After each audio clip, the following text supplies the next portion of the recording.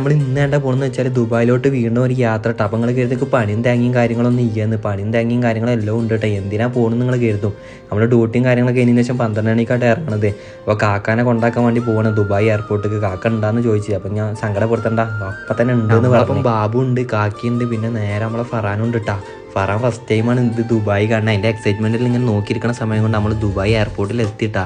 എത്തിയ പാടന്നെ എന്ത് പെട്ടിയും കാര്യങ്ങളൊക്കെ ഇറക്കി വെച്ച് കാക്ക പോണ തിരക്കിലാണ്. ഒന്നാമത്തെ ഫ്ലൈറ്റ് എത്താനയക്കണെന്ന് തോന്നുന്നത്. അപ്പം തന്നെ കയ്യും കാര്യങ്ങളൊക്കെ തന്നുകൊണ്ട് എല്ലാവരോടും സലാം കാര്യങ്ങളൊക്കെ പറഞ്ഞാണ്ട് കാക്കാൻ്റെ വൈക്കും പോയി നമ്മളെ വൈക്കും പോവാട്ടോ.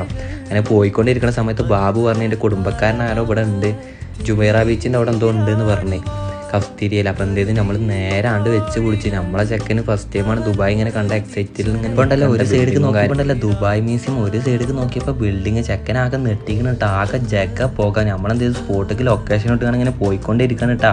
ബാക്കി നാളെ കാണാം.